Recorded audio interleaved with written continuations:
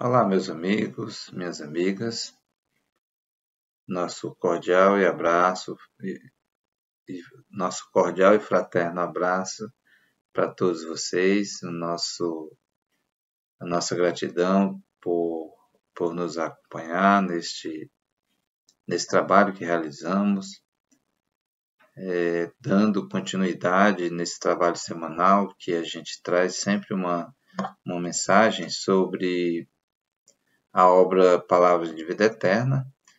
Hoje nós já vamos tratar do capítulo de número 156, intitulado Cujo Segundo Agimos.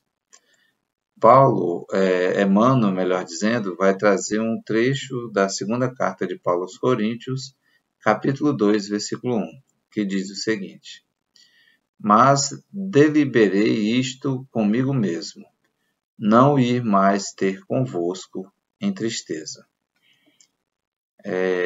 Sobre essa fala de Paulo, depreende-se que em algum momento da sua peregrinação, nas suas idas às diversas comunidades, dentre elas Corinto, como é a segunda carta, certamente ele já tinha feito uma visita, ou alguns estudiosos dizem que ele já tinha ido numa segunda visita, e nessa segunda visita, presencialmente, teve alguns embates, algumas dificuldades com uma outra figura, com uma pessoa que trouxe algum embaraço naquele instante, naquele momento lá dessa segunda visita de Paulo. Agora é interessante registrar que essa segunda visita ela não está registrada na obra, nos Atos dos Apóstolos, né? Mas alguns estudiosos entendem que a razão disso é em decorrência dessa segunda visita, né? A razão de Paulo ter escrito a segunda carta para eles, para os Coríntios, para o povo de Corinto, foi justamente em decorrência disso, de ter ocorrido um mal-estar, e Paulo não queria repetir aquilo, né? Então ele já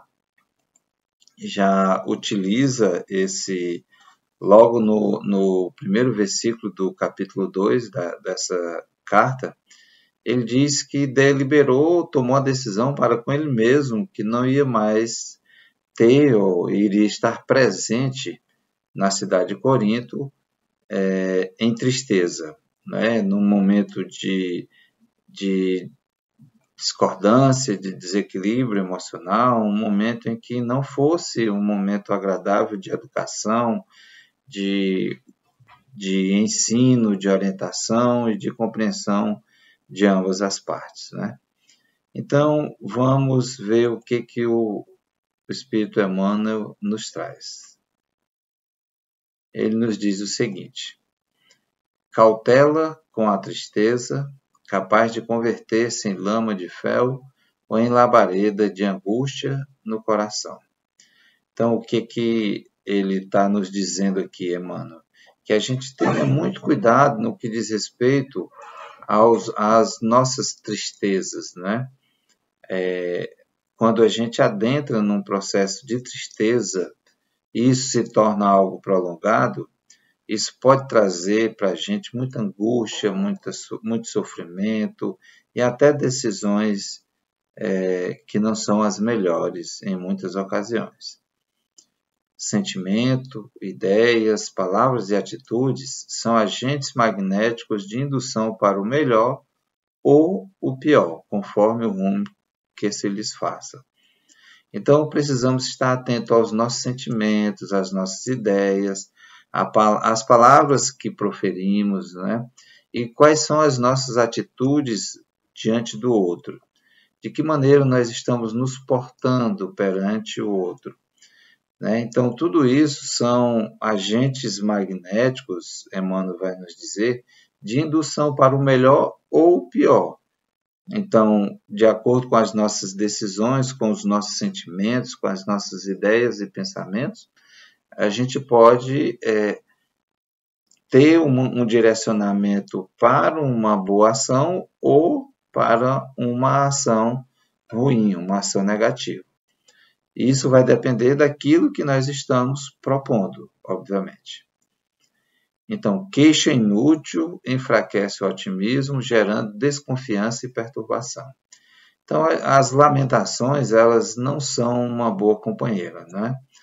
Não são boas companheiras. Quando nós vivemos de lamentações, a gente acaba que adentrando num fosso, né? num poço sem saída, muitas vezes sem saída, né? Num poço que vai nos trazer imensas dificuldades para sair dali.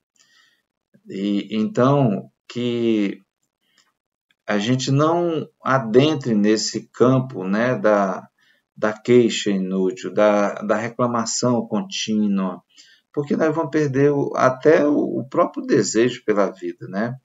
E gera em muitos e em nós mesmos desconfiança e uma perturbação mental que não nos permite seguir os rumos necessários para a nossa evolução. Azedume corta o impulso de generosidade, aniquilando, melhor dizendo, boas obras no nascedor. Então, Emmanuel fala aqui do azedume é a cara feia, né? A irritação contínua, a raiva, a incompreensão, tudo isso corta o impulso de generosidade, né? Então, quando nós vivemos de cara emburrada, como se diz no ditado, né? Quando nós vivemos constantemente dessa forma, nós acabamos cortando o impulso da generosidade. A gente deixa de ser seres generosos e acabamos que aniquilando, destruindo as boas obras logo no seu início. Irritação abate as forças da alma, trazendo a exaustão prematura. A gente gasta tanta energia quando nos irritamos, nós desprendemos tanta energia que nos traz sim uma exaustão física mesmo, né? Então, a gente precisa procurar saber lidar melhor com os nossos momentos de irritação. E eu falo isso com conhecimento de causa, né? No sentido de que ainda tenho, sim, sou uma pessoa irritadiça, mas já consegui galgar alguns degraus nesse processo de irritação. Ainda reajo ao invés de agir, ainda sou muito da reação. Então eu tenho ainda em mim essa sombra que é a irritação. Eu preciso tratar disso, eu compreendo e eu sei. Então isso, por vezes, quando a gente age diante de uma circunstância de forma muito irritada, a gente tem que estar atento para entender que aquilo é uma deficiência nossa.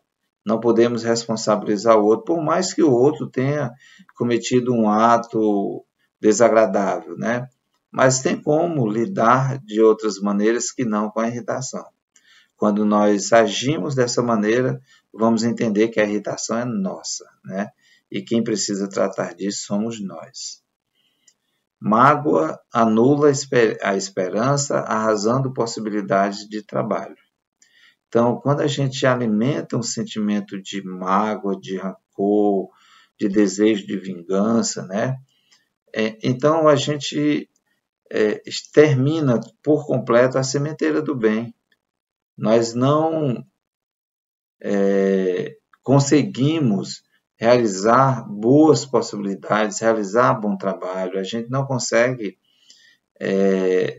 desenvolver um papel que venha a ser útil a uma coletividade, né?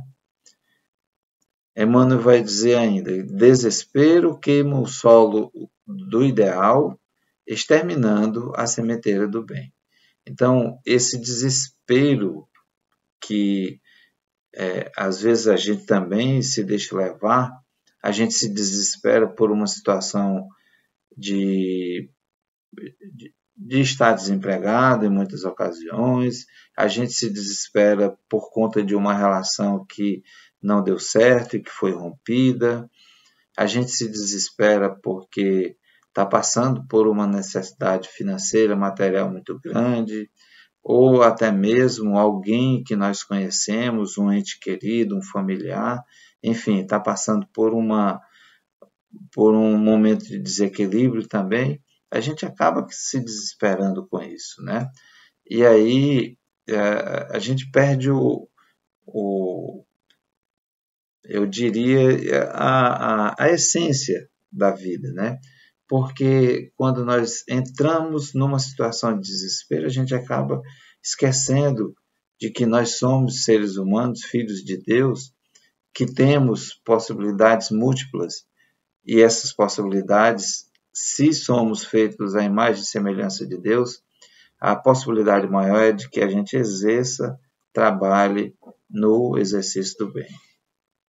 Se aspiras a construir, planta benevolência e serenidade, entendimento e abnegação na gleba da própria alma. Então, para a gente construir algo de bom, nós precisamos agir com benevolência, com serenidade, com entendimento, com abnegação, com respeito, com cuidado, com disciplina, com diversas situações que são importantes para nós mesmos, né? Para a nossa própria existência. Então, todos dependemos uns dos outros, na desincumbência dos compromissos que nos competem. A vida, porém, através de todos aqueles que nos partilham a marcha, reage sobre nós segundo agimos. Em vista disso, para a execução da tarefa que nos cabe, quantos caminham ao nosso lado apenas colaboram conosco, na pauta de nosso auxílio, dando-nos isso ou aquilo, no tanto e na espécie daquilo ou disso que venham a receber. Então, todos dependemos, isso é óbvio, eu acho que todos já temos esse entendimento que há uma dependência mútua de todos nós, né? Mas aí Emmanuel vem nos chamar a atenção, que a vida, porém, através de todos aqueles que nos partilham a marcha, reage sobre nós, segundo nós agimos, ou seja, nós vamos receber aquilo que nós estamos ofertando. Eu vou receber daquilo que eu estou oferecendo ao meu próximo. Então, é a questão do plantio e da colheita, né, que está muito claro aqui. O que eu vou plantar, o que eu vou construir, o que eu vou produzir, é o que eu vou ter de retorno. Então, na plantação do bem, o bem vai retornar para a gente de alguma forma, em algum momento da nossa existência, né? Mas, da mesma forma, se eu planto o mal, esse mal também um dia vai bater a minha porta. Por isso, a importância de a gente estar sempre atento e olhar para dentro de cada um de nós, né? A gente precisa estar sempre atento e olhar e se conhecer. Quais são as minhas tendências? Como eu reajo diante das circunstâncias, especialmente das circunstâncias que não são agradáveis. Eu sou impaciente, eu entro em desespero, eu guardo mágoas, eu me irrito, ou eu procuro agir, ter um controle emocional suficiente para não criar situações ainda mais embaraçosas. Então, esse é um papel que compete a cada um de nós, né? É uma tarefa que cabe a mim, que cabe a cada um de vocês, e é uma tarefa pessoal. Nós não podemos terceirizar o nosso melhoramento espiritual. É claro que nós contamos com uma rede de apoio, mas essa reforma ela é íntima, ela é pessoal, ela é minha, é sua, é de cada um de nós. Então, meus amigos e amigas, é o que nós tínhamos para apresentar nesse encontro de hoje.